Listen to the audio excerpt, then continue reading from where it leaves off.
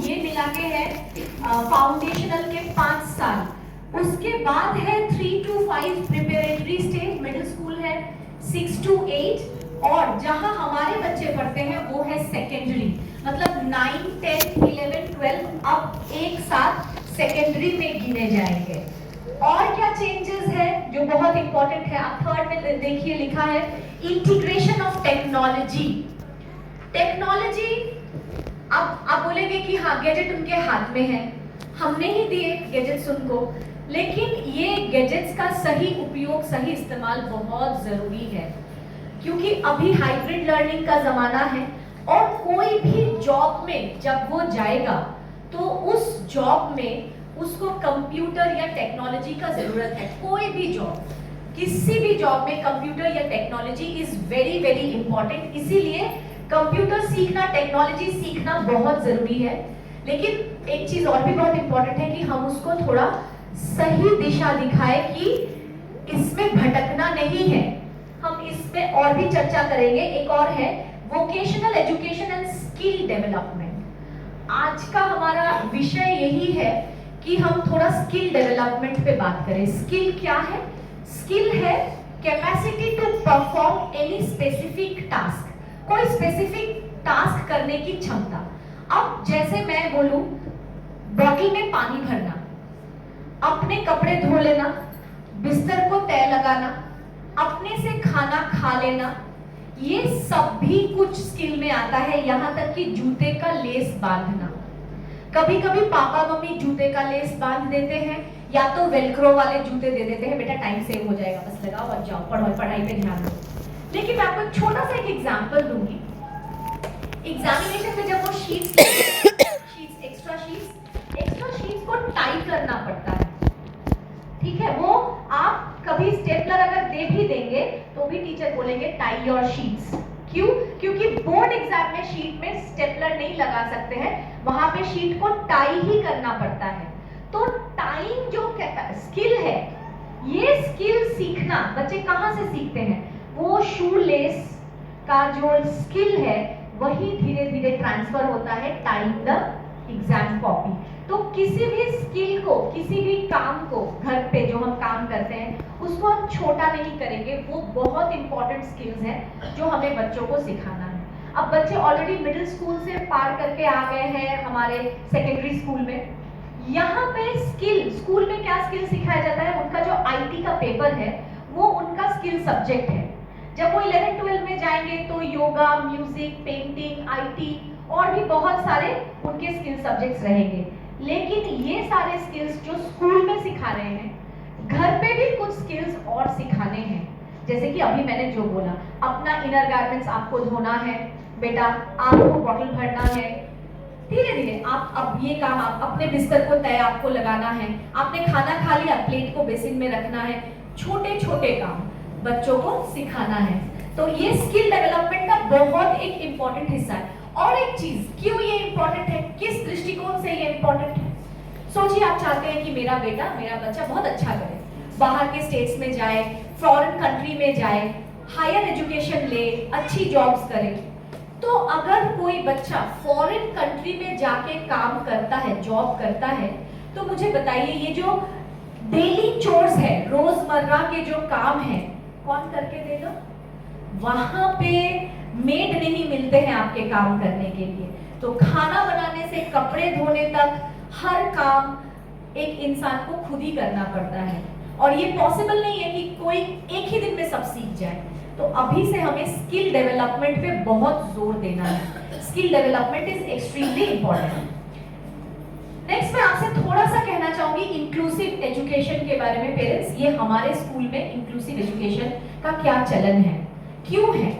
Inclusive education government की तरफ से ये आया है, ये नेशनल एजुकेशन पॉलिसी में भी है कि अभी हमें सारे बच्चों को एक छत के नीचे एक ही क्लासरूम में इंक्लूड करना है। कैसे भी बच्चे हो, जैसे भी बच्चे हो, सारे बच्चे एक साथ पढ़ेंगे।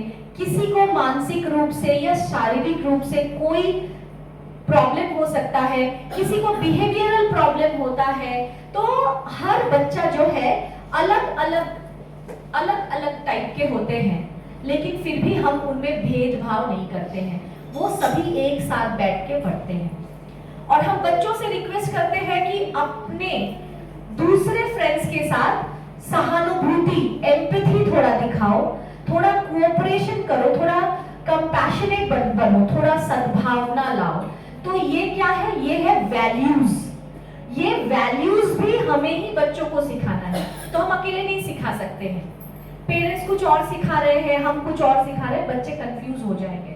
तो ये जो सहानुभूति है दूसरे के प्रति, सद्भावना है दूसरे के प्रति, ये भी हमें ही उन्हें इस मामले में जागरूक करना है कि बेटा शेयर करो, कोई बात नहीं, तुम ये अच्छे से कर सकते हो, वो नहीं कर सकता है तो उसको हेल्प करो, नोट्स बांटो, हेल्प करो। तुम पढ़ाई करोगे, वो भी पढ़ाई करेगा, लेकिन ऐसा नहीं है कि दूसरे का नोट पढ़ के कोई आगे चला जाएगा। सभी अब बच्चे अपने अपने हिसाब से ही करते हैं। तो ये नहीं कि नहीं अपना नोट शेयर मत करना, शेयरिंग करो। सो ये सारी चीजें हमें सिखाना है। एक चीज और बोलूंगी मैं, हमारे स्कूल में स्पेशल एडुकेटर्स हैं। स्पेशल एडुकेटर्स बच्चों को हेल्प करते हैं अगर उनमें कोई एकेडमिक प्रॉब्लम्स है तब। तो आप लोगों को, किसी को भी बच्चे को अगर कोई भी एकेडमिक प्रॉब्लम्स है तो आप फील कर रहे हैं कि आपको एक्स्ट्रा हेल्प जरूरत है, आप प्लीज ये बात कोऑर्डिनेटर को या क्लास टीचर को बताइए कि हमने सुना है आपके स्कूल में स्पेशल एजुकेशन है, हमारे स्कूल में रिसोर्स रूम भी है, हम स्पेशली बच्चों को पढ़ाते हैं, सिखाते हैं।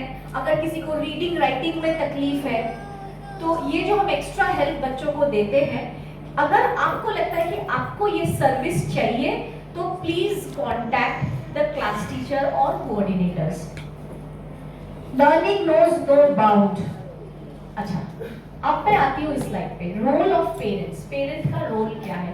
पेरेंट्स को देख सकते हैं हम, पेरेंट है, बच्चा है, बच्चा है यहाँ पे, कहाँ है बच्चा? कहाँ दिख रहा है? चलिए, दिख तो रहा है बच्चा। तो बच्चे का क्या हालत हो गया है, हमने कितनी सारी चीज उसमें डाल दिया है, ठीक है? तो हमारे बच्चे का ये हालत नहीं होना चाहिए, तो हमारा बहुत बड़ा रोल है उनके लाइफ में। एवरीबडी इज अ जीनियस, सब जीनियस है, सारे बच्चे जीनियस होते हैं, लेकिन हम क्या चाहते हैं, हम क्या समझते हैं? हम मार्क्स ही समझ पाते हैं, मार्क्स छोड़ के हमें और कुछ समझ में नहीं आता है। अभी थोड़े दिन पहले की ही बात है, एक क्रिकेट एसोसिएशन ऑफ बंगाल का एक सिलेक्टेड बच्चा, वो अभी क्रिकेट छोड़ के पढ़ाई में ध्यान लगा रहा है, क्योंकि पेरेंट्स ने बोला है क्रिकेट छोड़ दो, तो वो क्रिकेट छोड़ दिया है और वो अभी पढ़ाई पे ध्यान लगा रहा है। वो पढ़ाई में भी ठीक ठाक ही है, बट आई डोंट नो कि वो कितना हैप्पी है, क्योंकि वो बहुत अच्छा क्रिकेट खेलता है और उसका सिलेक्शन हो गया था क्रिकेट एसोसिएशन ऑफ बंगाल में। अब मैं आपसे पूछती हूँ, क्या मछली पेड़ पे चढ़ सकता है? तो हमें समझना है कि हमारा अगर बंदर है तो क्या वो तैर सकता है? नहीं। तो हमें समझना है कि हमारे बच्चे में क्या टैलेंट है और उसको चमकाना हमारा काम है। कोई बच्चा पढ़ाई में बहुत अच्छा होता है, कोई बच्चा स्पोर्ट्स में बहुत अच्छा होता है, कोई बच्चा म्यूजिक में, डांस में, आर्ट एंड क्राफ्ट में, बहुत सारे ऐसे। कोई बच्चा आप देखेंगे कि बहुत चीजों को तोड़ता है और बनाता है, किसी सामान को खोलता है फिर से वो बनाता है, जोड़ता है। तो हर बच्चे का अपना एक इच्छा होता है कि वो इस तरीके से काम करे। प्लीज कम सर, आइए। ओके, सो अगर हम फिश को ये जज करेंगे, फिश को बोलेंगे कि तुम पेड़ पे चढ़ता क्यों नहीं है, पेड़ पे चढ़ो, पेड़ पे चढ़ो, पेड़ पे चढ़ो, सो फिश क्या समझेगा? मैं तो बहुत बड़ा बेवकूफ हूँ, मैं तो पेड़ पे चढ़ ही नहीं पाता हूँ। लेकिन ये तो फिश का टैलेंट ही नहीं है कि वो पेड़ पे चढ़ सकता है क्या नहीं चढ़ सकता है। So we should not compare one children with the other child. सबसे पहले तो हमें कंपैरिजन को बंद करना है, उनके भाई बहन के साथ, उनके दोस्तों के साथ, पड़ोस के लोगों के साथ कंपैरिजन को बंद करना है। हम कंपैरिजन कर सकते हैं किसके साथ? उसके खुद के साथ।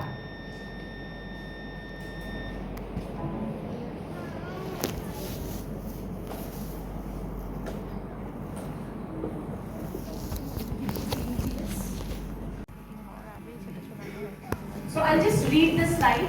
Everybody is a genius, but if you judge a fish by its ability to climb a tree, it will live its whole life believing that it is stupid. ये एल्बर्ट आइंस्टाइन ने बोला है। पेरेंटिंग स्टाइल पे आते हैं। हम सारे parents बहुत अच्छे पेरेंट्स हैं, मैं भी पेरेंट हूँ, हम बहुत अच्छे पेरेंट्स हैं। और हम पेरेंटिंग कैसे करते हैं? हम अपने बच्चे के लिए बेस्ट चाहते हैं। यहाँ पे कोई पेरेंट्स ऐसा नहीं बैठा है, मैम पेरेंट है, ये मैम भी पेरेंट है, सर पेरेंट, सभी हम पेरेंट हैं। हम कभी नहीं चाहते कि हमारे बच्चे के साथ कुछ खराब हो। We are very very protective, we want कि अच्छा हो, so we are good parent. लेकिन हमें समझना है how can we do it in a better manner. Parenting style क्या है और किस पे आधारित है? The parents level of expectation, हम बच्चे से क्या एक्सपेक्ट कर रहे हैं। कुछ पेरेंट हमेशा बच्चे के पीछे पड़े रहते हैं, पूछते रहते हैं बताओ बताओ बताओ। कुछ पेरेंट कभी पूछते हैं कभी नहीं पूछते हैं, कुछ छोड़ देते हैं, ठीक है अपने से करो जो करना है, मैं नहीं देखने वाला। तो हर पेरेंट का लेवल ऑफ एक्सपेक्टेशंस अलग अलग होता है। परफॉर्मेंस डिमांड मतलब एकेडमिक परफॉर्मेंस या कोई दूसरा कोई हॉबी में को करिकुलर एक्टिविटी में परफॉर्मेंस, तो उस परफॉर्मेंस में हम उससे क्या एक्सपेक्ट कर रहे हैं कि तुम कैसा परफॉर्म करो। कुछ पेरेंट्स बहुत ज्यादा एक्सपेक्ट करते हैं अपने बच्चों से, कुछ ठीक है चलो कोई बात नहीं। Attentiveness to rule, the style of discipline, हम किस तरीके से डिसिप्लिन करते हैं। उसको डिसिप्लिन करने के लिए हम उसको डांट रहे हैं, मार रहे हैं, या हम उसको समझा रहे हैं, या हम उससे पूछ रहे हैं कि अपनी चॉइस बताओ, अपनी ही चॉइसेस बताओ कि तुम्हें खुद को डिसिप्लिन कैसे करना है। तो हमारा जो पेरेंटिंग स्टाइल है वो अलग अलग है। तो हम थोड़ा सा देखेंगे कि पेरेंटिंग स्टाइल कैसे होता है।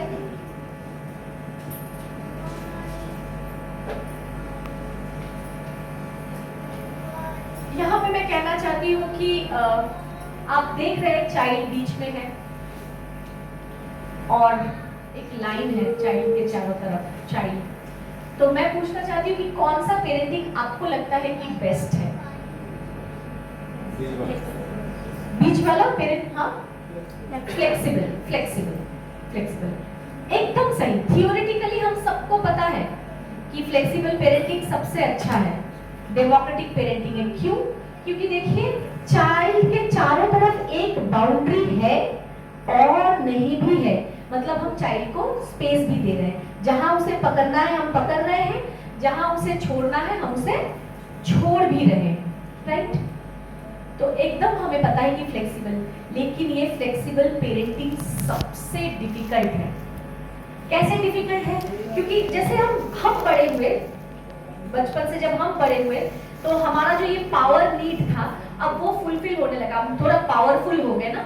अब बच्चे छोटे हैं, मतलब हम लोगों को जैसे डांट पड़ता था अपने पेरेंट्स, अब हमें पेरेंट्स बन के क्या लगता है जब हम भी डांट सकते हैं अपने बच्चों को, तो हम भी खूब उसको डांट लगाते हैं। हम नहीं समझ पाते कि उस डांट का वो क्या मतलब निकालते हैं, बच्चे क्या मतलब निकालते हैं। तो फ्लेक्सिबल पेरेंटिंग सबसे अच्छा है जहां पे हम उसको बाउंड्री भी सेट करते हैं और हम उसको बीच बीच में चॉइसेस भी देते हैं। अच्छा बेटा तुम बताओ सही क्या है, क्या करना चाहिए। तो हम उससे क्वेश्चन पूछते हैं और वो इसका हल निकालते हैं कि अच्छा पापा मम्मी मुझे ये करना चाहिए, मुझे ऐसे करना चाहिए। So this is good. And too rigid, what is too rigid parenting? जहां पे हमने सिर्फ बाउंड्री बना के रखा हुआ है, सिर्फ बाउंड्री बना के रखा हुआ है।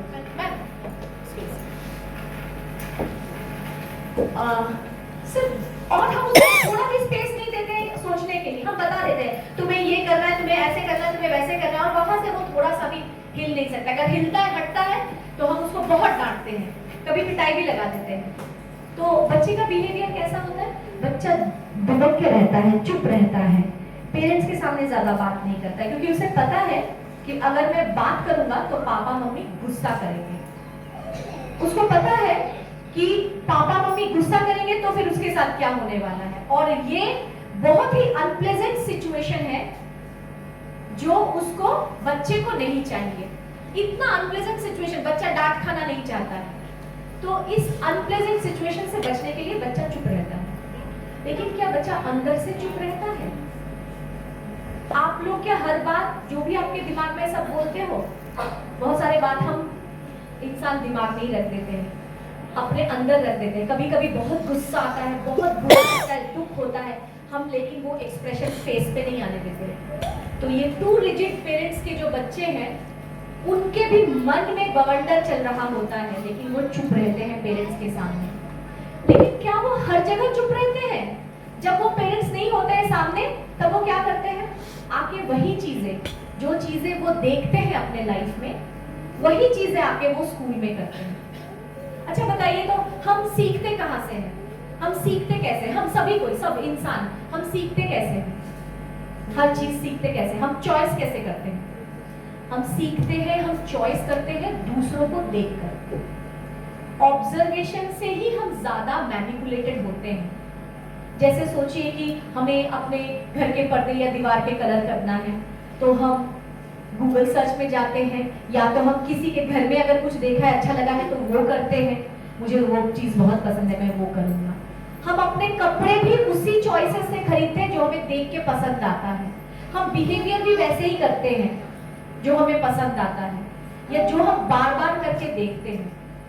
तो जो बच्चे घर में वॉयलेंस पाते हैं, मतलब मार पिटाई डांट ज्यादा पाते हैं, उन्हीं बच्चों का बिहेवियरल प्रॉब्लम स्कूल में देखने को ज्यादा मिलता है।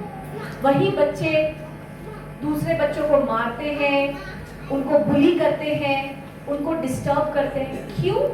क्योंकि वो चीज के वो घर पे शिकार होते हैं खुद, और उन्हें कभी कभी लगता है चलो ठीक है, मुझे वहां से मिला, मैं वेंट आउट कहाँ करूंगा? क्या मैं अपने दिल में लेके ये चीज बैठा रहूंगा, ये कष्ट लेके बैठा रहूंगा दिल में? नहीं, मुझे भी ये कहीं पे निकालना है।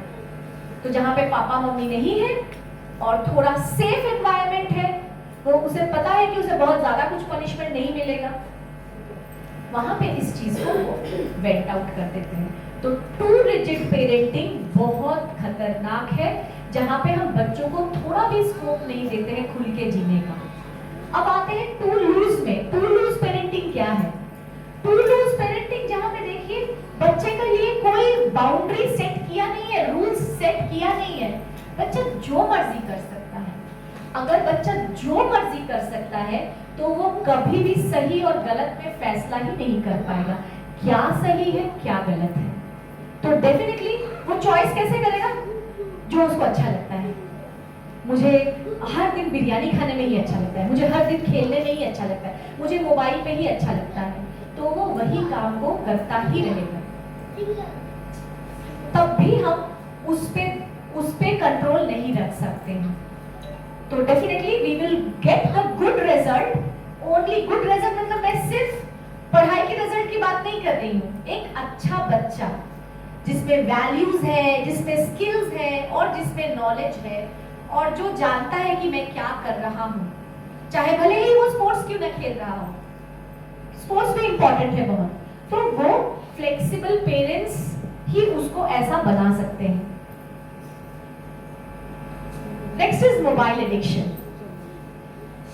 अब मोबाइल एडिक्शन के अब कितने को लगता है कि हाँ ये तो हमारी प्रॉब्लम है? अच्छा, बहुत सारे पेरेंट्स ने हाथ उठाए हैं, ठीक है। और बहुत सारे पेरेंट्स सोच रहे उठाओ या ना उठाओ, ये होता है हम में। आई नो, ये हम बच्चों के साथ ऐसा बोलते हैं कि कितने लोग सोच रहे हो कि हाथ उठाओ या ना उठाओ, फिर वो उठाते हैं हाथ, उठाते हैं। ठीक है, ऐसा होता है, हम सिक्योर नहीं फील करते हैं। एनीवे, लेकिन ये मोबाइल फोन हमने ही उसके हाथ में दिया, और अगर कोविड सिचुएशन में नहीं दिया, बहुत सारे बच्चे फिर भी गेम खेलते थे। पहले भी हम मोबाइल एडिक्शन का बात कोविड से पहले भी बच्चों के साथ करते थे। इंटरनेट एडिक्शन, इंटरनेट एटिकेट्स, क्या एटिकेट्स होना चाहिए इंटरनेट पे बात करने के लिए या उसको चलाने के लिए, ये हम कोविड सिचुएशन से पहले भी उनके साथ डिस्कस करते हैं। और कोविड ने तो हर बच्चे के हाथ में एक गैजेट दे दिया। अच्छा, यंत्र हाथ में है, मैं पूछती हूँ यंत्र कान में है? कान में भी कुछ लगा रहता है क्या? तो जितने मम्मी और पापा ऐसे बोल रहे हैं कान में, तो वो हाथ में भी से ज्यादा बहुत डेंजरस है कान वाला। क्यों? क्योंकि कान से वो क्या सुन रहे हैं आपको नहीं पता। ऐसे देख तो सकते हैं कि क्या चल रहा है, लेकिन सुन क्या रहे हैं? मैं आपको बताती हूँ क्या सुन रहे हैं। वो क्या गेम खेलते हैं? वो माइनक्राफ्ट खेलते हैं, वो रोब्लॉक्स खेलते हैं, कॉल ऑफ ड्यूटी खेलते हैं, और रोब्लॉक्स जैसे गेम्स बहुत खतरनाक होता है। अब आप उससे बोल, हे तुम रोब्लॉक्स तो नहीं खेलते, बहुत खतरनाक गेम है, आज ही बंद करो। अच्छा मैम ने ये बोला था आपको, तो मैम ने हमसे यहाँ क्लास में इंफॉर्मेशन लेके आपको बोल दिया, फिर बाद में हमसे भी नहीं बोलेंगे। आपको बोलना नहीं, आपको धीरे धीरे पता करना है कि सच में वो रोब्लॉक्स खेल रहा है क्या, रोब्लॉक्स क्यों। हाँ फ्री फायर अभी भी चल रहा है या शायद बंद हो गया है? चल रहा है और फिर से चालू हो गया, ठीक चलिए। तो जो बंदूक से वो मार रहे हैं गोली, तो वो क्या है, वो तो देख रहे हैं ना, ऑब्जर्व कर रहे हैं, तो वो वॉयलेंस उनके अंदर भर रहा है। अच्छा एनीवे, ये रोब्लॉक्स गेम ये सब में क्या होता है, कार में वो लोग ग्रुप बना के खेलते हैं, स्ट्रेंजर्स के साथ खेलते हैं।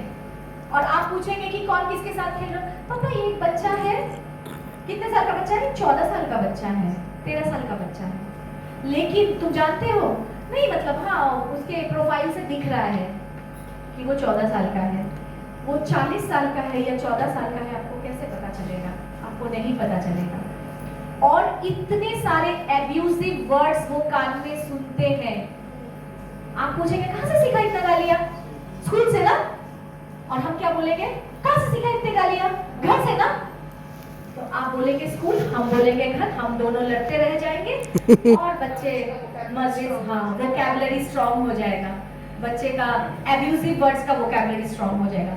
वो कान में जो सुनते हैं ना, जो यूट्यूब में जो ब्लॉगर्स जो डालते हैं गेमिंग के वीडियोस, उसमें जो एब्यूजिव वर्ड्स का इस्तेमाल करते हैं, गालियों का इस्तेमाल करते हैं, वो सुनते हैं वो।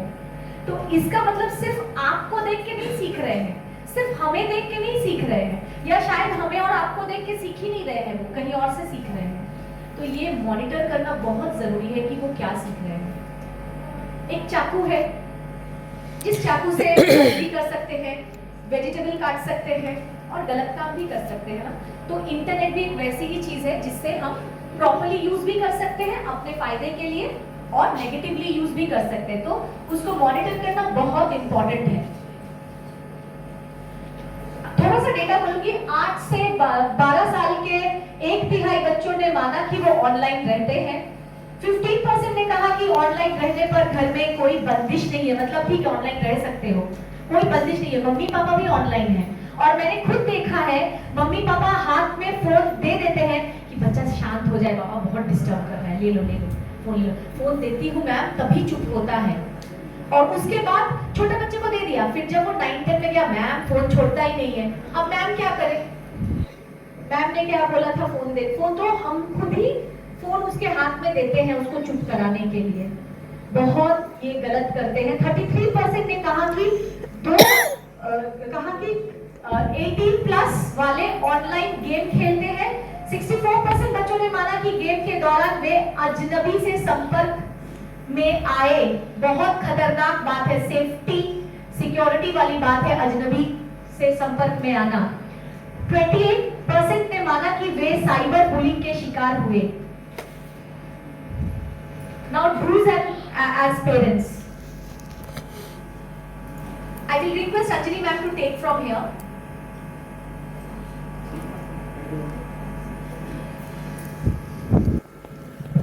Good morning parents. Good morning. सब कैसे हैं? एज अ पेरेंट कैसा लगता है? बहुत डिफिकल्ट काम है ना पेरेंट बनना, और स्पेशली आज की जनरेशन के लिए और भी ज्यादा, है ना। मतलब उनके सामने हमें लगता है कि हमारा आईक्यू कहाँ चला गया है, वो हमसे ज्यादा स्मार्ट है। पर जैसे शोभा मैम ने बहुत सारी बातें बोली कि मोबाइल फोन सच में हमारे लिए बहुत प्रॉब्लम वाली एक सिचुएशन है। बट नेशनल एजुकेशन पॉलिसी 2020 के आने के बाद हम इसको हटा भी नहीं सकते, है ना। मतलब आप देखिएगा कि बहुत सारे ऑनलाइन कोर्सेज, या हम भी कई बार आपको लिंक्स देते हैं कि ये वेबिनार है, वर्कशॉप है, तो ये सारी चीजें उनकी लाइफ में अब ऐड हुई हैं। इनको हम हटा भी नहीं सकते। इसका और एक कारण क्या है, आने वाले 5 सालों में, 10 सालों में जो हमारे बच्चे हैं अभी जो 9-10 में है, 11-12 में है, ये आगे जिन नौकरियों में जाने वाले हैं उसमें टेक्नोलॉजी का सबसे बड़ा रोल होने वाला है। हम मोबाइल को उनकी जिंदगी से निकाल भी नहीं सकते, क्योंकि आने वाली 99% नौकरियों में टेक्नोलॉजी एक इम्पोर्टेंट रोल प्ले करने वाली है। हमें उनको सिखाना है कि आप टेक्नोलॉजी को यूज कैसे कर सकते हो अपने अच्छे पर्पस के लिए, या कैसे यूज करना है, कितना यूज करना है। हालांकि सारे के सारे पेरेंट्स रेगुलर बेसिस पे ही करते हैं, बट आज ये जो स्लाइड्स है डूज एज पेरेंट्स, मैं इसको बाद में रीड करूंगी, क्योंकि जो मैं आपको बोलूंगी वो सारा का सारा यहाँ पर आपको निचोड़ उसका मिलेगा। सबसे बड़ी प्रॉब्लम है प्रेजेंट जनरेशन की। आप जब, मैं भी अपने हम उम्र लोगों से, या आप जब अपने आसपास के लोगों से बात करते होंगे, प्रेजेंट जनरेशन की सबसे बड़ी प्रॉब्लम है उनके अंदर धीरे धीरे वैल्यूज, संस्कार खत्म होते जा रहे हैं।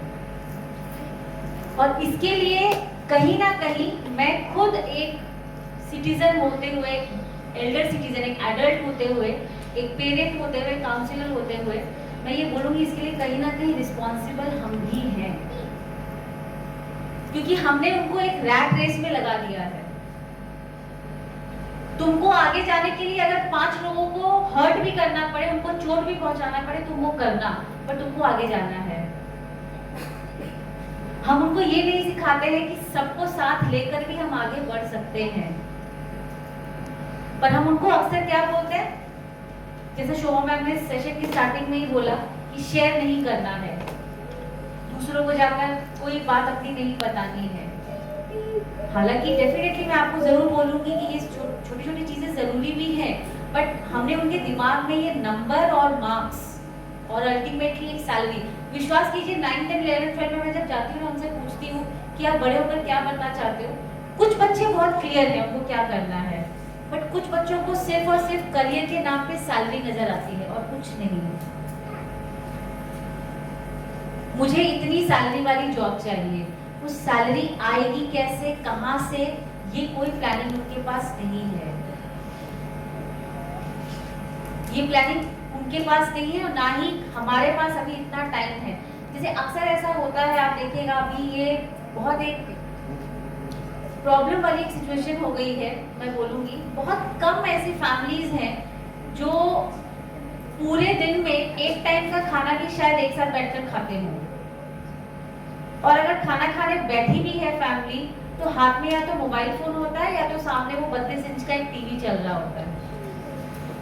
हमारे पास सारा दिन में आपने as husband wife, as father mother, आपके बच्चे ने स्कूल में आकर क्या किया, ये डिस्कस करने तक का भी टाइम हमारे पास नहीं होता है। पर प्रॉब्लम क्या है, मैं मैक्सिमम टाइम ऐसा देखती हूँ जब हम पेरेंट्स को बुलाकर बोलते हैं कि आपका बच्चा प्रॉपर्ली पढ़ाई नहीं कर रहा है या ये बुरी आदतें हैं उसमें, तो अक्सर पेरेंट्स को ये बोलते हुए सुना गया है, मैम बुक्स दे दी, कॉपीज दे दी, बायजूस कर दिया, ट्यूशन लगवा दिए, सब दे दिया, अब और से ज्यादा क्या कर सकते हैं। इसका एक मुझे जितना लगता है, क्या हमने उसको वो परिवेश दिया, वो एनवायरनमेंट दिया। हालांकि बहुत सारे पेरेंट्स ये करते हैं, एनवायरनमेंट देते हैं, बट कुछ केसेस में ऐसा भी होता है, बच्चे को बगल वाले रूम में पढ़ने के लिए बिठा दिया और पास वाले रूम में शाम के सारे सीरियल चल रहे हैं। आपने वो एनवायरनमेंट उनके लिए क्रिएट किया? नहीं किया। बच्चे को ट्यूशन भेज दिया, मुझे मालूम ही नहीं है ट्यूशन टीचर क्या करवा रहा है। आज से बहुत साल पहले मेरे पास एक ऐसा एग्जाम्पल आया था,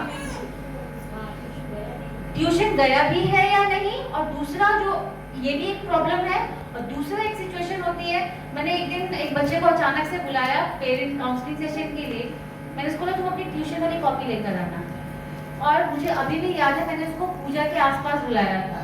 तो यानी अगर अप्रैल से सेशन शुरू है तो करीब 4-5 महीने बीत चुके हैं, ट्यूशन की कॉपी में सिर्फ 3 पेज भरे हुए थे। और उसकी मम्मी जब आई तो मैंने बोला कि आपका बच्चा जो रोज ट्यूशन जाता है तो उसकी तो ट्यूशन कॉपी में सिर्फ 2-3 पेजेस भरे हुए। तो बच्चा मम्मी के सामने ही बोलता है वो सर ना बुक में ही मार्क कर देते हैं। तो अल्टीमेटली ट्यूशन में देना ही मार्क्स लाने का अच्छा सॉल्यूशन नहीं है। उसके बाद मुझे भी देखना पड़ेगा ट्यूशन टीचर करवा क्या रहा है। आप में से बहुत सारे पेरेंट्स, मैं भी कई बार ऐसा होता है कि अभी की पढ़ाई हमें समझ में नहीं आती है, हो ही सकता है कि क्या पढ़ाया जा रहा है, मुझे मैथ समझ में नहीं आ रहा है, साइंस समझ में नहीं आ रहा है, बट एटलीस्ट कॉपी खोलकर उसको बोलिए कि दिखाओ तुमको आज के दिन में मैम ने क्या एक्टिविटी करवाई है, आज के दिन में तुम्हें पढ़ाया क्या गया है। प्रॉब्लम क्या है, बच्चों को मालूम है कि आप में और हम लोगों के बीच बीच में जो गैप है उस गैप को यूटिलाइज करना है और वो उसी का ही फायदा उठाते हैं। इस चीज को हमें थोड़ा समझने की जरूरत है। अगर बच्चे को हम सही परिवेश नहीं दे रहे हैं, जैसे हम लोग में से अक्सर बहुत सारे पेरेंट्स ही बोलते हुए सुनने जाते हैं बच्चों से जब बात करते हैं, दोस्तों से ज्यादा बात करने की जरूरत नहीं है। और कुछ ऐसे पेरेंट्स हैं जिनको अपने बच्चों के दोस्तों के बारे में भी नहीं मालूम। ये सबसे बड़ा अलार्मिंग पॉइंट है। आपको मालूम होना चाहिए आपके बच्चे के दोस्त कौन है, उनकी फैमिली कैसी है, क्योंकि यहाँ से आपको अपने बच्चे के बारे में बहुत कुछ मालूम चलेगा। आप बहुत कुछ इन्फॉर्मेशन ले सकते हैं। और जैसे ही आपका बच्चा 9-10 में आता है, हालांकि हम लोग 6-7 ऑनवर्ड ही ये बात बोलते हैं कि आपका बच्चा जैसे ही क्लास 6-7 में आया उसके साथ थोड़ा फ्रेंडली होने की कोशिश कीजिए। फ्रेंडली होना जरूरी है ताकि वो आप तक अपनी बात को फ्रीली पहुंचा पाए। हम पहले ही बैठे थे, जैसे अक्सर काउंसलिंग सेशंस में मैं ये सवाल बहुत बार पेरेंट्स को सबसे पहला सवाल ये पूछती हूँ, बहुत बार ऐसा करती हूँ, आप अपने बच्चे के बारे में 3 अच्छी बातें मुझे बताइए। वो पेरेंट्स बड़ा सोच में पड़ जाते हैं कि क्या बोले। जैसे ही मैं बोलती हूँ अच्छा 3 बुरी बातें बताइए, 3 की मुझे 30 मिल जाती है। क्योंकि कहीं ना कहीं हम फोकस ही करते हैं नेगेटिव पे, क्या नहीं है। वो जो शोभा मैंने बोला ना तो मछली पेट पे चढ़ सकती है, ना बंदर पानी में तैर सकता है। हमारा हाल एक्चुअल में कहीं ना कहीं वैसा हो गया है।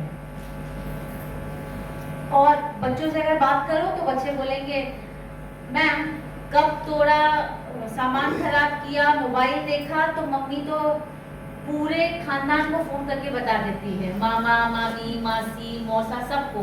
एक अच्छा काम करता हूँ तो वो तो बोलती नहीं किसी को, तो मैं करूँ क्यों? तो फिर मैं नेगेटिव ही करता हूँ। अटेंशन तो मुझे मिल रही है। और छोटे बच्चे अगर होते हैं तो वो तो अक्सर ये बोलते हुए मिल जाते हैं, अरे क्यों नहीं बताती, क्योंकि हमें नजर लग जाएगी। उनका कॉन्सेप्ट कुछ ऐसा है कि मम्मी इसलिए नहीं बताती कि हमें नजर लग जाएगी। तो इसीलिए हमें ये चीज पे थोड़ा ध्यान देने की जरूरत है कि आप बच्चे की नेगेटिव उसको बताइए। अब मैं ये भी नहीं बोलूंगी नेगेटिव नहीं बताना, तो उसको बताने का एक तरीका है। अब प्रॉब्लम क्या है, बच्चे ने कोई गलती की, उसने मान लीजिए कल पीटीएम है, कल ही का उदाहरण देते हैं। कल मान लीजिए अगर मार्क्स अच्छे आए तो बहुत अच्छी बात है, बट अगर मान लीजिए किसी सब्जेक्ट में अगर मार्क्स कम आए हैं, वो पिछले 4 सालों का रिकॉर्ड खोलकर हम लोग बैठ जाते हैं। तुमको तो क्लास 6 से ही ऐसे नंबर आ रहे हैं। प्रेजेंट जो प्रॉब्लम है उस पर ध्यान दीजिए। उसके नंबर 9 में जिस सब्जेक्ट में कम आए हैं मुझे वो ध्यान देना है। तुमने 6 में भी फेल किया, 7 में भी फेल किया, 8 में भी फेल किया, 9 में भी फेल किया, कोई फायदा नहीं है इस स्टेटमेंट का बोलकर। उसको एटलीस्ट अक्सर ये हम अपने रिलेशनशिप्स में भी करते हैं, जिन घरों में रेगुलर बेसिस पे हस्बैंड वाइफ में प्रॉब्लम है, मैं उनको भी ये सलाह दूंगी कि अगर आपकी लड़ाई झगड़ा हो रहा है, पास्ट के इश्यूज को नहीं लेकर आइए। उस लड़ाई में तुमने ये बोला था, वहां गए थे तो तुमने ये बोला था। अक्सर ये हमारी आदत होती है पुरानी बातों को खींचकर लाने की, और उसकी वजह से प्रॉब्लम क्या होती है, हमारा प्रेजेंट जो प्रॉब्लम है उसका सॉल्यूशन हमें मिलता नहीं है। ये नहीं करना है। और जितना जो मैं बार बार एक ही स्टेटमेंट को रिपीट करूंगी कि बच्चों को जितना टाइम आप देंगे आप उनके बारे में उतना ज्यादा जान पाएंगे। और हमें लगता है बच्चों को कुछ ज्यादा नहीं मालूम है। क्लास 4-5 के बच्चों को जो मालूम है वो हमें भी नहीं मालूम है, तो 9 के तो बच्चे बहुत बड़े हैं, उनको ऐसा कोई एरिया नहीं है जो उनको नहीं मालूम है। बहुत सारे पेरेंट्स ऐसे बहुत सारे सेंसिटिव इश्यूज पे पेरेंट्स बात करने से डरते हैं अपने बच्चों से। नहीं कीजिए, ये बात कीजिए उनसे। जैसे परसों हमारा क्लास 6 के पेरेंट्स के साथ एक सेशन था, तो सेशन खत्म होने के बाद एक मदर मेरे पास आती है, मुझे बोलती है मैम मेरी बेटी ने कल मुझसे घर में जाकर एक वर्ड का मीनिंग पूछा। मैंने बोला वर्ड क्या था? उन्होंने बोला मैम वो था SEX। 6 की बच्ची है। तो मैंने बोला आपने उससे डांटा? तो मम्मी ने बोला नहीं मैंने मैम उसको डांटा नहीं, मैंने उसको बोला तुमको क्या मीनिंग मालूम है? तो क्या मीनिंग मालूम है? मैंने बोला आपने पूछा? तो बेटी ने बताया जो लड़कियां फटे कपड़े स्टाइल वाले पहनती हैं उसका मीनिंग ये होता है। अब ये बच्ची जब पुल कार में या बाहर 2-3 लोगों से और बात करेगी, उसको कुछ और मीनिंग मालूम चलेगा। अब इस चीज को और क्लियर करने के लिए उसके हाथ में मोबाइल है, और ये 3 वर्ड टाइप करते ही आप क्या हो सकता है ये आपके पास बहुत क्लियर आइडिया है। इसीलिए इन सारी सेंसिटिव इश्यूज पे भी उनको अवेयर करवाना जरूरी है। Molestation, good touch, bad touch, आपको अपनी बॉडी को कैसे प्रोटेक्ट रखना है। जितने भी यहाँ पर फादर्स हैं, आप अपने बेटों के साथ जरूर बैठिए इन टॉपिक्स पे बात करने के लिए, ये जरूरी है। अक्सर पेरेंट्स को बोलते हैं कि आप अपने बच्चों को दुकान भेजते हैं सामान लाने के लिए। नहीं मैम, नहीं भेजते, पढ़ाई है ना मैम। हम उसको मैथ्स स्कूल में क्यों सिखा रहे हैं? उसको ये नहीं मालूम कि 1 किलो आलू का रेट अगर 40 रुपीज है और उसको अगर 250 ग्राम आलू लाने तो उसका रेट कितना होगा। वो बेचारा वहीं पे कंफ्यूज होकर कैलकुलेशन लेकर बैठा है। उसने 9 तक प्लस माइनस डिस्काउंट सीखा है, इसको कहीं तो अप्लाई करने दीजिए। 250 ग्राम आलू। हाँ जी, मैं तो एक दिन 250 ग्राम आलू लेने के लिए भेजा था। हाँ, एकदम एग्जाम्पल मैच। ऐसा होता है मैडम, मैं तो भेजती हूँ दुकान पे भेजती हूँ। ऐसा होता है मैम। Actual में। हाँ जी, এখন তো সব বাংলায় আমাদের ওখানে। হ্যাঁ, এবার ডিম আনতে পাঠিয়েছিলাম, ওখানে বলেছে 6.5 টাকা। এবার ও 6.5 টাকার মানেটা তো আর বুঝতে পারছে না। এবার দোকানদার বলছে তুমি কোন ক্লাসে পড়ো। এবার ও ইনসাল্ট ফিল করছে, তাড়াতাড়ি দৌড়ে এসে আমাকে জিজ্ঞাসা করছে মা 6.5 টাকার মানেটা বলো। এটাই আমি অ্যাটলিস্ট আমি না এটাই আজকে বলতে চাইছি যে সোমা ম্যাম যে প্রথমে যে স্লাইডটা দেখালো স্কিল ডেভেলপমেন্টের প্রবলেমটা কি হচ্ছে, इंडियन स्टूडेंट्सরা অনেক হাইলি এডুকেটেড কোয়ালিফাইড কিন্তু স্কিল নেই। उन लोगों के पास क्वालिफिकेशन है, नॉलेज है, बट उनके पास स्किल नहीं है वो काम करने का।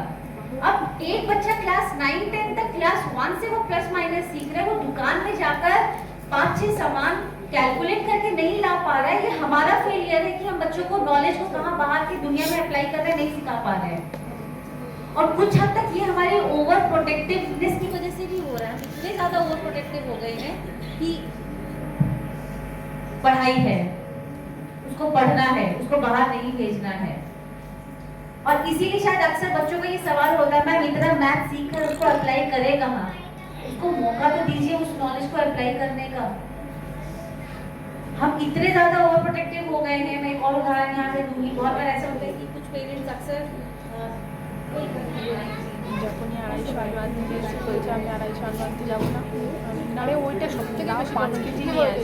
अक्सर क्या होता है जनरली जैसे দোকানদারও তো বুঝতে পারছে না যে ইংলিশে বলি। तो पेरेंट्स कॉल करते हैं, पेरेंट्स कॉल करके बोलेंगे मैम वो जिस सेक्शन में था ना वहीं डाल दीजिए, शाम से वो दरवाजा बंद करके खा नहीं रहा है। ठीक है, मैं एक सवाल उन पेरेंट्स से और आप लोगों से भी मैं पूछूंगी। आज आपने स्कूल में फोन करके एप्लीकेशन देकर उसका सेक्शन चेंज करवा दिया, मैंने मान लिया।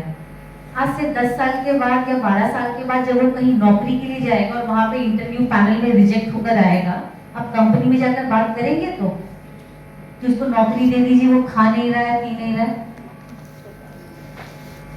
हमें उनको फेलियर्स को भी हैंडल करना सिखाना है कि लाइफ में फेलियर्स आएंगे, लाइफ में प्रॉब्लम्स आएंगी। यहाँ पे सब लोग इंक्लूडिंग मैं भी, क्या हमारी लाइफ में प्रॉब्लम नहीं है? है। Social problem, job problem, family issues, financial issues बहुत सारे हैं। तो क्या हम नौकरी छोड़कर काम छोड़ के घर में बैठ के रो रहे हैं? नहीं। इसीलिए जरूरी है कि आप थोड़ा उनको ये बोलिए कि लाइफ में फेलियर्स आएंगे। हम बच्चों के लिए रास्ता नहीं बनाएंगे, हम उनको तैयार करेंगे। रास्ता कुछ भी हो सकता है, हम बच्चे को तैयार करेंगे कि तुमको चलना कैसे है, ये जरूरी है। अब मैं आती हूँ स्लाइड पे। जैसे मैंने ये आपको पहले ही बोल दिया, relationship with your child changes significantly as he becomes the teenager. मतलब बच्चा जैसे आप क्लास 1 के बच्चे को जैसे हैंडल करेंगे और 9-10 के बच्चे को हैंडल करेंगे, वो एक नहीं होगा। आप जैसे जैसे आपका बच्चा बड़ा हो रहा है, आपको उसके साथ दोस्त बनकर ज्यादा इंटरैक्ट करना होगा। नेक्स्ट है एडोलेसेंट्स नीड टाइम अलोन। आप देखेंगे अभी अक्सर वो थोड़ा अकेला रहना थोड़ा ज्यादा पसंद करते हैं, थोड़ा अकेला टाइम चाहिए। अगर ये थोड़ा ज्यादा हो रहा है तो आप जरूर हेल्प लेने की कोशिश कर सकते हैं कि मैं थोड़ा ज्यादा टाइम वो अकेला रह रहा है। पर अगर मान लीजिए पूरे दिन में वो थोड़ा आधा घंटे के लिए या 40 मिनट के लिए थोड़ा अकेले बैठना चाहता है, बैठने दीजिए उसको।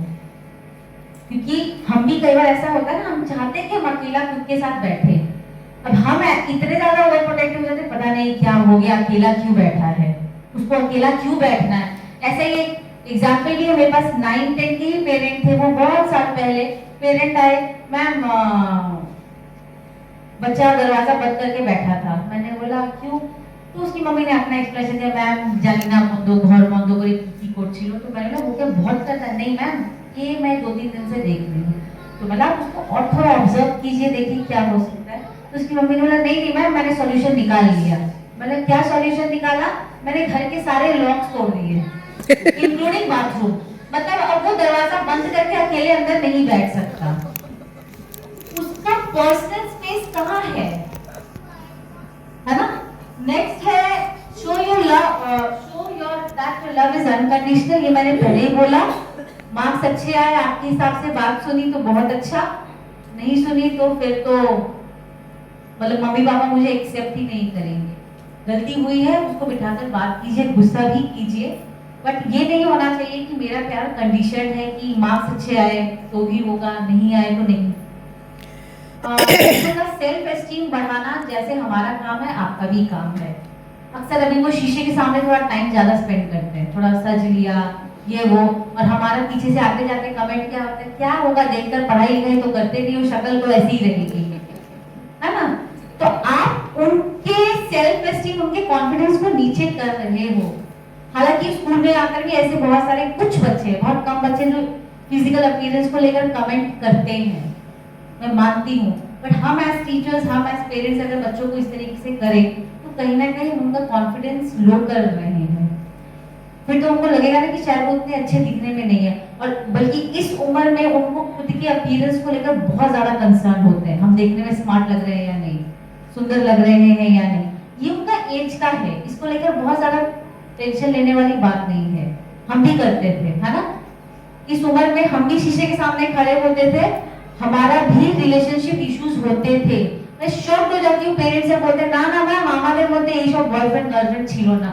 मैं लिटरली उस समय उस पेरेंट को मैं बोलना चाहती हूँ कि फिर डेवलपमेंट ठीक नहीं था। ये नॉर्मल है। एक बच्चा 6-7 में आ रहा है, उसका attraction opposite gender, opposite sex के लिए होगा। इसको इतना ज्यादा हुआ ना मैम, वो उसको बैठकर बात कीजिए कि बेटा तुम्हारी लिमिट्स हैं, ये तुम्हारी लिमिट है, अभी तुम्हारा पढ़ाई का टाइम है, अगर तुम यहाँ डिस्ट्रैक्टेड होगे तो तुम्हारे पढ़ाई लॉस हो सकती है, ये हम बोल सकते हैं। हम ये सब बिल्कुल कुछ करते ही नहीं थे, ये एग्जाम्पल रेलिवेंट है ही नहीं। वो बायोलॉजी की बुक में पढ़ रहे हैं इंफॉर्मेशन, ये समझने की कोशिश कीजिए। नेक्स्ट है कीप कम्युनिकेशन चैनल्स ओपन। बच्चा अगर आपसे बात करना चाहता है, थोड़ा बात कीजिए। ऐसा नहीं है कि अभी मेरे पास टाइम नहीं, जैसे मैंने बोला रात को खाना खाने बैठे हैं, ना टीवी चलेगा ना किसी के हाथ में मोबाइल होगा।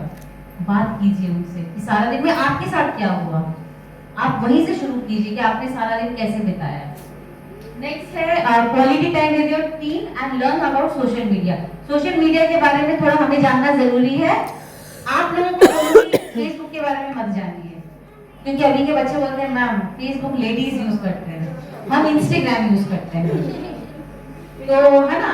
तो अभी के बच्चे इंस्टाग्राम वाले हैं, फेसबुक वाले भी नहीं है, और व्हाट्सएप वाले नहीं है, स्नैपचैट वाले हैं। तो हमें इन सब के बारे में इंफॉर्मेशन होनी चाहिए। नेक्स्ट है don'ts as parents, don't continue explain, मतलब इतना ज्यादा भी उनको हर एक चीज को लेकर एक्सप्लेन करते रहना है, ऐसा नहीं है। आपने बोल दिया, अब आप देखिए वो क्या करता है। नेक्स्ट है डोंट ओवर रेगुलेट, वो हेलीकॉप्टर पेरेंटिंग नहीं करना है। हमारे में एक वर्ड होता है हेलीकॉप्टर पेरेंटिंग, मतलब बच्चा जहाँ जा रहा है मम्मी पापा वहाँ, उसको थोड़ा छोड़िए ताकि वो भी अपना डिसीजन लेना सीखे। हम उसका डिसीजन लेते रहेंगे, हम तो उसको अपने ऊपर डिपेंडेंट बना रहे हैं, है ना? नेक्स्ट है रूल्स रेगुलेशंस बनाना जरूरी है। এখন তো ম্যাম বাচ্চা চুরিও হয়ে যাচ্ছে, হ্যাঁ ওই পয়েন্টে আমি আসবো, ওই পয়েন্টে আসবো। যার জন্য না চাইতেও যেতে হচ্ছে সাথে করে। না দেখুন, টাইম হিসেবে আপনি হয়তো নিজের পেরেন্টিংটা রুলটা, এই যে পেরেন্টিং অনেক ফ্লেক্সিবল ব্যাপার। আপনার মনে হচ্ছে বাচ্চা একটু ইনসিকিউর জোনে রয়েছে বা একটা সিকিউরিটি পারপাস আছে, আপনি সেখানে যেতে পারেন। কিন্তু আমি তোমাকে বলে দিলাম স্কুলের মধ্যে কি তুমি এই জিনিসগুলো ছাড়া অন্য কিছু করবে না, এটা কিন্তু হেলিকপ্টার প্যারেন্টিং। আমি তোমাকে বলে দিলাম তুমি এদের সঙ্গে একদম মিশবে না, আমি তোমাকে বলে দিলাম এখানে তুমি একদম যাবে না। एटलीस्ट जहां पे नहीं जाना है वो बात सही है, बट सिर्फ और सिर्फ मैं जो बोल रही हूँ वही करना है। অনেক সময় এরকম হয় বাবা মা আজকে এই জামা কাপড় তোকে পরে যেতে হবে, बच्चा वो नहीं पहनना चाहता है, उसको डिसीजन लेने दीजिए, है ना। नेक्स्ट है don't ignore opportunities to learn from them. ये एक इंपॉर्टेंट पॉइंट है स्पेशली 9-10 के पेरेंट्स के लिए। आपका बच्चा अगर बोलता है मुझे 12 के बाद ई स्पोर्ट्स लेके पढ़ना है, पहले ही उसको चिल्ला के हटा दिया, क्या ई स्पोर्ट्स पढ़ाई लिखाई करो, साइंस लेना है कॉमर्स लेना है। अगर उनको ई स्पोर्ट्स के बारे में या पेंटिंग के बारे में किसी भी ऐसे स्ट्रीम के बारे में अगर वो आपसे इंफॉर्मेशन शेयर कर रहा है, सुनिए वो क्या इंफॉर्मेशन आपको दे रहा है, क्योंकि अभी जो भी हो रहा है हमें भी सब कुछ नहीं मालूम। प्रेजेंट जनरेशन को ऐसी बहुत सारी चीजों के बारे में मालूम है, तो ऐसी बहुत सारी चीजें हैं जो उनसे भी सीख सकते हैं, है ना। नेक्स्ट है don't take all this rebellion stuff personally और गेट ड्रॉन इनटू कॉन्फ्लिक्ट। ये दोनों को मैं एक साथ बोलूंगी। इस उम्र के बच्चों में बहस करने की हैबिट थोड़ी ज्यादा होती है, और हमारा हाल कैसा हो जाता है वो देवर देवरानी नाना जेठानी वाला कि कैसे जीत के दिखाते हो तुम हमारे सामने, है ना। हम तो जीत के ही रहेंगे और आसपास के मोहल्लों में आज तक पहले ही पता चल जाता है कि आज बेटा और माँ की लड़ाई हुई है या माँ और बेटी की लड़ाई हुई है। तो मेरा आपसे ये रिक्वेस्ट है बहस में मत जाइए। आपको जैसे ही लग रहा है वो बहस पे उतर रहा है, उसको वहीं पे चेंज टॉपिक कर दीजिए, या तो उस समय के लिए कम्युनिकेशन को बंद कर दीजिए। वो 15 मिनट के बाद आधे घंटे के बाद जब दोबारा आएगा सबसे पहले उसको बिठाकर बोलिए मुझे तुमसे इस बारे में बात करनी है, क्योंकि उस समय ना तो आप सुनने के मूड में है ना तो वो सुनने के मूड में है। और लास्ट पॉइंट है डरा के धमका के उनको बुरा फील करवा के आप उनको कुछ नहीं सिखा सकते। क्लास 10 এর পর তোকে স্কুল বের করে দেবে, কোনো স্কুল অ্যাডমিশন দেবে না, বিশ্বাস করুন এটা কোনো কাজে দেয় না ওদের। It doesn't work because they know that parents will do something. ওরা জানে যে 10 এর পর বাবা মারা বাড়িতে আমাদেরকে বসাবে না, কারণ বাবা মারা জানে বাড়িতে থাকলে বাবা মায়ের জন্য বেশি ঝামেলা, है ना। क्योंकि समर वेकेशन के बाद जब स्कूल खुला मैंने सबसे पहला उनको स्टेटमेंट बोला, पता है आज सबसे ज्यादा खुश कौन होगा, तुम्हारे पेरेंट्स की गए ये लोग। तो मैं इजीली आप लोगों से रिलेट कर सकती हूँ, इसीलिए ये सारे स्टेटमेंट्स वैलिड ही नहीं है। তুই পুচকা বিক্রি করবি স্কুলে, তোকে রাখবে না, এটা হবে না, এসব কোনো কাজে দেয় না। तो please don't use guilt fear as your parenting strategy. अब मैं थोड़ा फास्ट जाऊंगी। ये उम्र थोड़ी ज्यादा रिस्की है, वो थोड़ा रिस्क लेना ज्यादा पसंद करते हैं। थोड़ा ट्राई कर लिया कुछ नई चीजें, मम्मी से छुपाकर, पापा से छुपाकर, है ना। थोड़ा हम जाकर देखते हैं क्या होता है, ये थोड़ा हम ट्राई करते हैं। आज दोस्त मेरे वहां जाते हैं ट्यूशन के बाद, तो इसके लिए जरूरी है इन चीजों को करना, कंटिन्यूअसली उनको बोलते रहना है क्या करना चाहिए क्या नहीं करना चाहिए।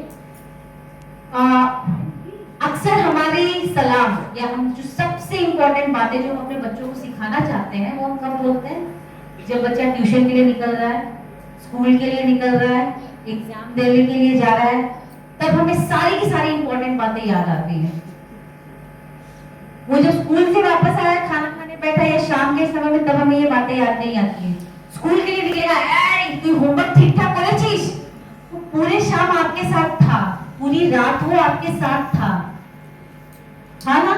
तो इसीलिए जो इम्पोर्टेंट मैसेज आप बच्चों को सिखाना चाहते हैं, कन्वे करना चाहते हैं, उसका एक सही टाइम होना चाहिए। नेक्स्ट है उनको भी रिस्पेक्ट की जरूरत है।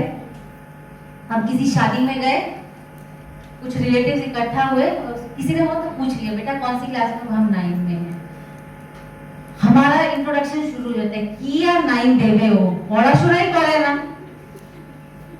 ये नॉर्मल सिनेरियो है ना।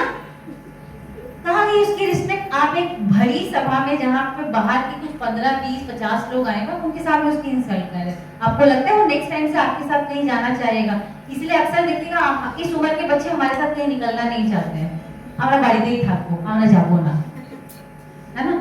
नेक्स्ट है मॉनिटर योर टीन एक्टिविटीज। बच्चे कहाँ क्या कर रहे हैं वो जानना जरूरी है, और नो बोलना भी सिखाना जरूरी है, कहाँ नो बोलना है, और उनको भी नो सुनने के लिए तैयार करना है। बाहर की दुनिया उनको हर चीज के लिए यस बोलने के लिए नहीं बैठी हुई है। नेक्स्ट है, ये इंपॉर्टेंट स्लाइड है। आप और मैं, हम अगर एक प्लेटफॉर्म पे आएंगे तो ही बच्चे का एक अच्छा डेवलपमेंट हो सकता है, जिसके लिए रेगुलर स्कूल के टच में रहिए। हम आपको बुलाएंगे तभी आप आएंगे, या काउंसिलर मैम ने बुलाया तभी आप आए, ये नहीं कीजिए। आपको भी अगर लगता है कि बच्चे के ग्रोथ के बारे में, परफॉर्मेंस के बारे में बात करना चाहते हैं, ग्रुप में ग्रुप में सारे टीचर्स के नंबर हैं, आप कांटेक्ट कीजिए, मैसेज कीजिए कि मैम मुझे आपसे मिलना है। वो मैम आपको डेफिनेटली टाइम देंगी। आपको अचानक से एक दिन आकर बाहर विजिटर्स रूम में भी वेट करने की जरूरत नहीं कि मैंने जाकर रिसेप्शन में बोला मैं मिल नहीं पाई। ये सारी प्रॉब्लम्स में जाना ही नहीं है, पहले ही मैम को मैसेज करके अपॉइंटमेंट लेकर आप मिल लीजिए। नेक्स्ट है डिसिप्लिन। हर एक बच्चा 8-10 के अंदर स्कूल उसको आ जाना चाहिए, ये स्कूल का रूल है। रेगुलर बेसिस पे एब्सेंट होना, लेट कमर्स, ये नहीं कीजिए। और एब्सेंटिज्म का एक बात मैं बोलूंगी, 2 हफ्ते के लिए हम गांव में शादी के लिए चले गए, हम बच्चे के सामने ये एग्जाम्पल शो कर रहे हैं कि स्कूल इंपॉर्टेंट नहीं है। तो इसीलिए बच्चे को अगर ये सिखाना है कि स्कूल इंपॉर्टेंट है, मुझे भी वो चीज करने की जरूरत है कि नहीं, स्कूल एब्सेंट नहीं करना है। यूनिफॉर्म, हालांकि सारे के सारे मैक्सिमम पेरेंट्स यूनिफॉर्म को क्लीन ही भेजते हैं, आप सब बहुत रिस्पॉन्सिबल पेरेंट्स हैं, तो उनकी यूनिफॉर्म क्लीन होनी चाहिए। डायरी रोज लेकर आनी है, नोटबुक्स और कॉपीज पर रूटीन के हिसाब से। खाली रहता है, वो एक ही रफ कॉपी में सारा काम चलता रहता है, तो ये थोड़ा आप चेक कीजिए। उसको बोलिए कि तुम मुझे अपनी 5 डिफरेंट सब्जेक्ट्स की कॉपीज दिखाओ, तुमने कहाँ बनाई है और क्या लिख रहे हो। और उनकी बातों में तो बिल्कुल भी नहीं आना है कि कुछ नहीं लिखवाया जा रहा है, ऐसा नहीं है, बहुत लिखवाया जाता है, एग्जैक्टली। हाँ, और एक इम्पोर्टेंट पॉइंट है बॉयज का मेनली, वो बीच के बाल बड़े और साइड के सारे छोटे, वो आर्मी कट, वो हमारे स्कूल का रूल नहीं है। हेयर कट हमारे स्कूल में जो चलता है वो है कि सारे के सारे बाल जो है स्पेशली बॉयज के, वो इक्वल साइज के छोटे छोटे होने चाहिए। वो specially football cut, Messi cut, mushroom cut, army cut, ये सब कुछ नहीं चलता है। और बच्चों को बोलते हैं भाई ये बाल क्यों कटवा के आए, मम्मी ने कटवा दिए, पापा ने कटवा दिए। आई एम वेरी श्योर आप जब बार्बर ने खुद ही काट दिए, ऐसा भी सुनने को ऐसे ही काट दिए, तो वो हेयर कट नहीं चलती है। नेक्स्ट हुआ मैम, 75% अटेंडेंस बहुत जरूरी है, और ये बहुत स्टूडेंट्स का ये लेकर प्रॉब्लम है। कविता मैम ने बोला है ना कि 2 या 2 से सब्जेक्ट में ज्यादा फेल से रिटेन करना पड़ता है।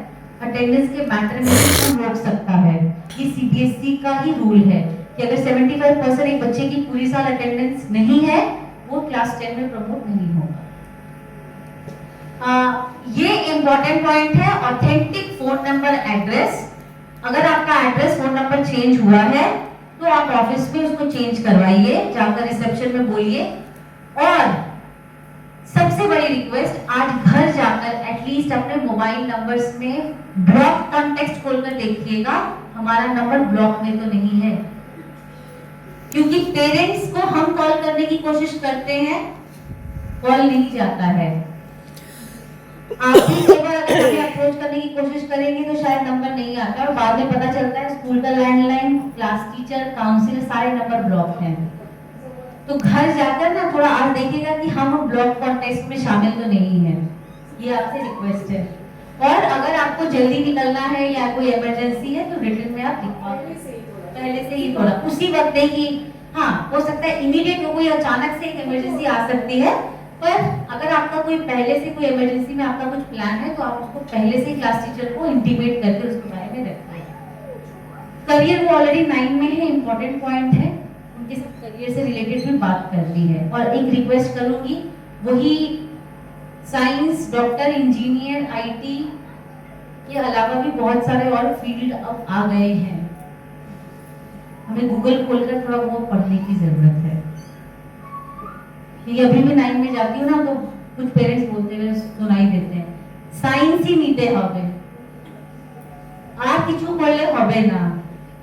तो मेरा रिक्वेस्ट आपसे ये है कि थोड़ा मोबाइल फोन खोल के दुनिया में और क्या क्या सब्जेक्ट्स आ गए हैं वो थोड़ा हमें जानने की अब जरूरत है।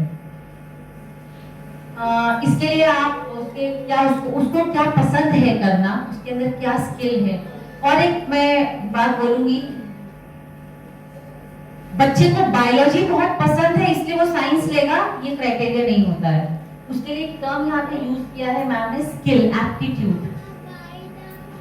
और वो एप्टीट्यूड इनबॉर्न हमारे अंदर होता है, वो अचानक से मैं बहुत फ्रैंकली बोलूंगी, मेरे अंदर साइंस का एप्टीट्यूड नहीं है, तो मैंने 11th में साइंस नहीं लिया। अब बायोलॉजी में मेरा इंटरेस्ट था, बट अगर बायोलॉजी में मेरा इंटरेस्ट और साइंस के सब्जेक्ट्स का स्किल नहीं था, तो क्या मैं अपनी लाइफ में अच्छा कर पाऊंगी? मुझे उसका स्किल किस में है, इंटरेस्ट किस में, इन दोनों को ध्यान में रखते हुए उसके करियर को चूज करना है। तो हम नेक्स्ट स्लाइड। প্লিজ ওই অ্যাটিটিউডটা একটু এক্সপ্লেইন করে যদি আচ্ছা, অ্যাটিটিউডটা একটু এক্সপ্লেইন করে। দেখুন, অ্যাটিটিউডটা হচ্ছে ইনবর্ন একটা অ্যাবিলিটি যেটা একটা বাচ্চার মধ্যে থাকে। আমাদের সবার মধ্যে কিছু ইনবর্ন অ্যাবিলিটি আছে, যেরকম আপনি দেখবেন কিছু কিছু বাচ্চারা অনেক ভালো ইংলিশে প্যারাগ্রাফ লিখে নিতে পারে, অনেক সুন্দর করে লেখে, বা আপনি দেখবেন পোয়েমস গুলো লিখছে, স্টোরি লিখছে। ওই একটা বাচ্চা এরকম করছে, অন্যদিকে আপনি আরেকটা বাচ্চাকে দেখবেন সে খুব সুন্দর, মানে ওকে অঙ্ক বেশি বোঝাতে হয় না, সে অঙ্কটা তাড়াতাড়ি বুঝে যায়, তার সায়েন্সের প্রতি একটা ন্যাক আছে, তার সঙ্গে কিন্তু ও ভালোভাবে অঙ্ক বুঝে যাচ্ছে, তাকে খুব বেশি যে আলাদা করে একটা এফোর্ট দিতে হয় সেটা ওকে করাচ্ছে, মানে করতে হচ্ছে না। এবার এই দুটো বাচ্চার মধ্যে যদি আমি অ্যাপটিটিউডটা যদি মেজার করি, অ্যাপটিটিউডের টেস্ট হয় যেটা আমরা ইন্ডিভিজুয়াল বেসিসে অনেক সময় বাচ্চা যখন বলে আমরা পড়াই, মোটামুটি প্রায় আপনার 7 থেকে 8 রকমের অ্যাপটিটিউড হয়। যেরকম নিউমেরিক্যাল অ্যাপটিটিউড হাই থাকলে সেই বাচ্চাটা অঙ্কের মধ্যে এমনি খুব ভালো হবে, তার অ্যাপটিটিউড অলরেডি রয়েছে। এইভাবে আপনার যেরকম ভার্বাল রিজনিং একটা অ্যাপটিটিউড, ভার্বাল রিজনিং যদি হাই থাকে সেই বাচ্চাটা গল্প, পোয়েম এইগুলো খুব ভালো করতে পারে। এবার এই রিলেটেড স্পেসিফিক কিছু স্ট্রিমস গুলো আছে, যেরকম যেই বাচ্চাটা ভার্বাল অ্যাপটিটিউডে ভালো, যে খুব ভালো লিখতে পারে, অটোমেটিক্যালি সেই বাচ্চাকে যদি আমি বলি যে তুমি ফিউচারে নিজেকে প্রফেসরের জন্য রেডি করো, তার অনেক হেল্প হবে। এবার যার নিউমেরিক্যাল অ্যাপটিটিউড খুব ভালো, তাকে আমি যদি বলি যে তুমি ফিজিক্স, কেমিস্ট্রি বা তুমি একটু সায়েন্স সাবজেক্টের দিকে যদি দেখো, তো এইভাবে অ্যাপটিটিউড গুলো ভাগ করা রয়েছে। বাট আমরা বেশিরভাগ যেটা করি, আমরা শুধু ইন্টারেস্টে বেসিসে ক্যারিয়ার চুজ করার চেষ্টা করি।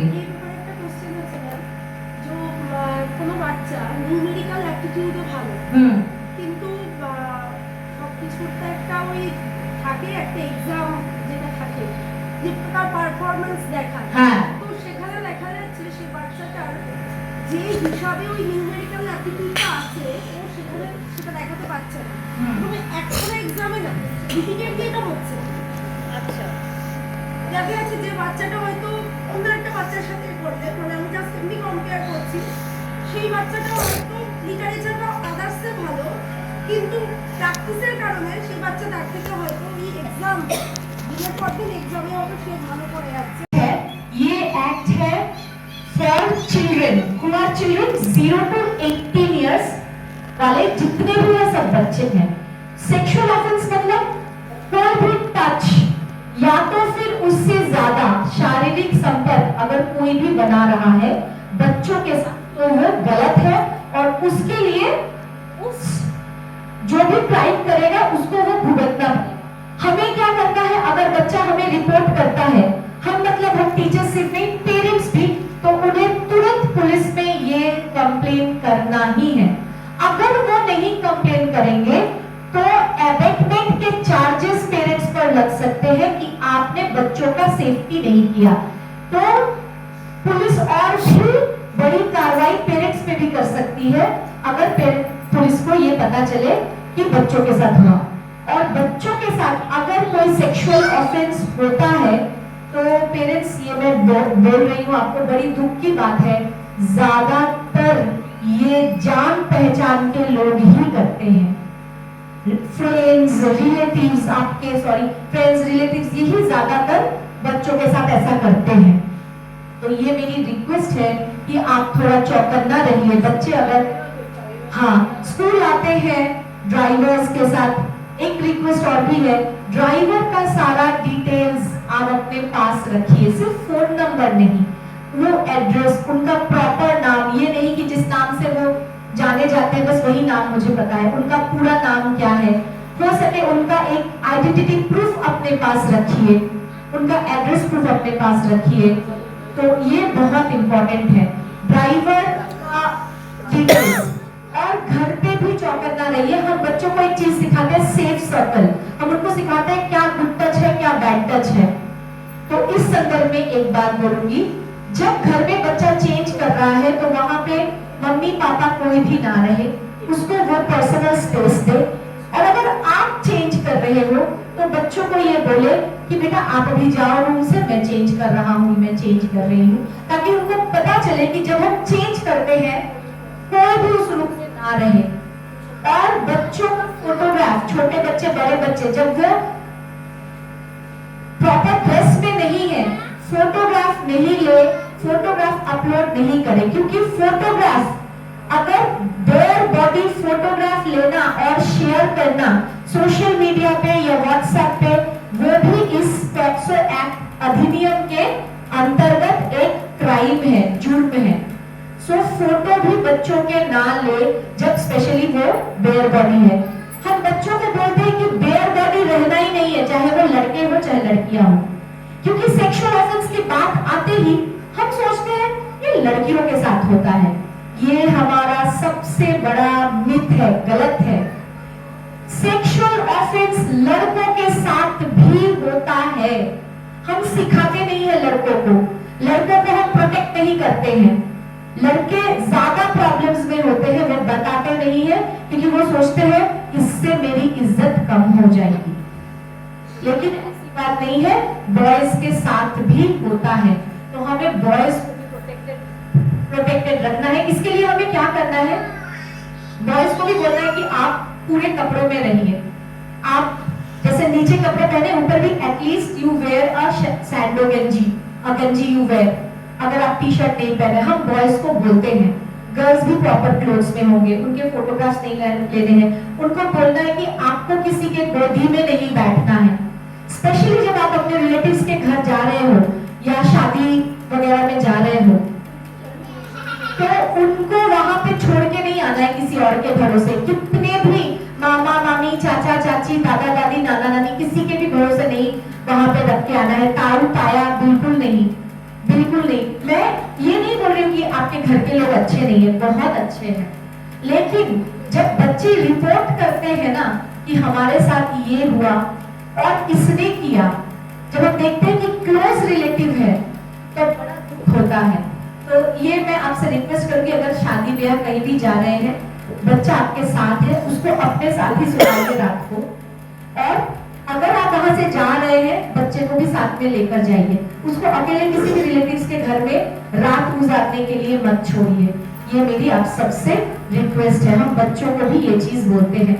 और सीक्रेट गेम और गिफ्ट्स, इसके लिए भी बच्चों को ना कीजिए। बच्चे गिफ्ट्स तभी लेंगे, हम बच्चों को बोलते हैं आप गिफ्ट्स तभी लेंगे जब पापा मम्मी बोलेंगे हाँ ले सकते हैं, ओके। तो आप बच्चे को बोलेंगे जब हम आपको परमिशन देंगे तभी आप किसी से गिफ्ट लेंगे, नहीं तो आप गिफ्ट नहीं लेंगे। क्योंकि ऐसा देखा गया, हमने पास्ट में देखा है कि पापा यहाँ पे नहीं थे और मम्मी अकेले रहते थे बच्चे के साथ। सो ताऊ जी आते थे, बाजार करके देके जाते थे घर में, बहुत अच्छी बात है। लेकिन दिनों पर दिन ताऊ जी ने मॉलेस्ट किया घर के बच्चे को। जब बच्चे ने माँ को बोला तो माँ ने बोला झगड़ा लगवाओगे क्या घर में?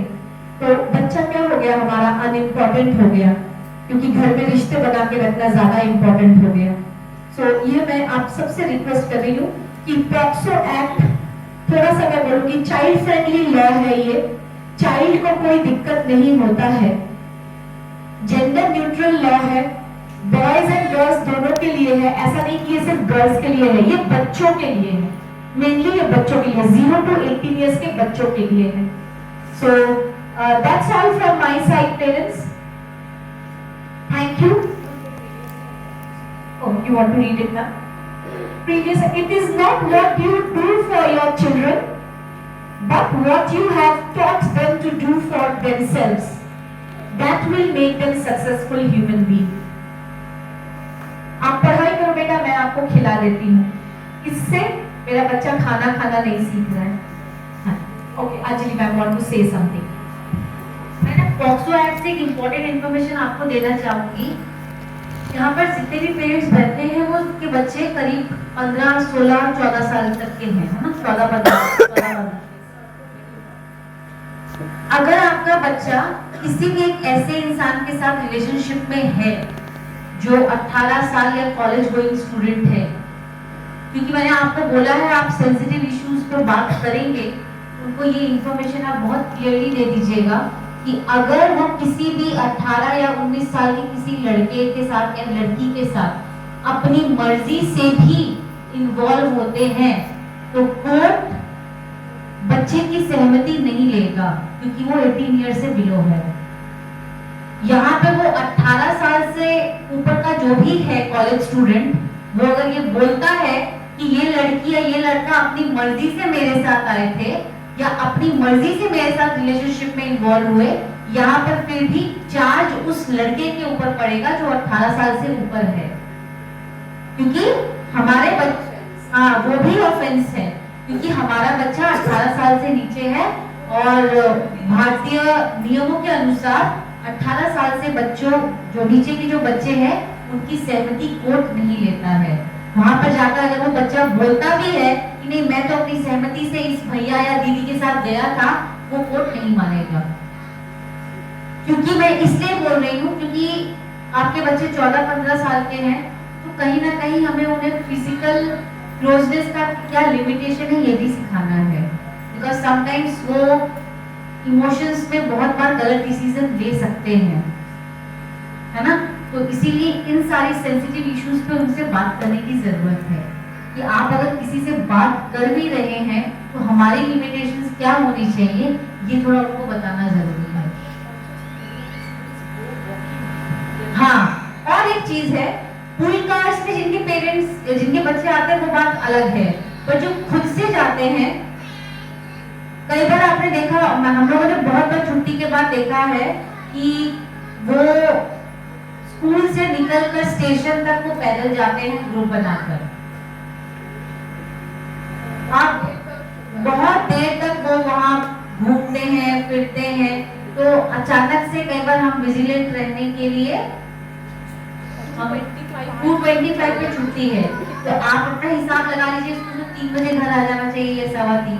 तो हाँ, तो अगर वो थोड़ा सा अगर वो लेट हो रहे हैं तो एटलीस्ट आप हमने जाकर को देखा है, हम 3 बजे जब टीचर्स की छुट्टी होती है, हम 3 बजे जाते हैं, तब भी हम देखते हैं कि बच्चे चल रहे हैं, बच्चे जा रहे हैं, बहुत सारे बच्चे 3 बजे, तो 2:30 से 3। Okay, thank you parents. किसी को कुछ कहना है? एनीबॉडी वांट्स टू से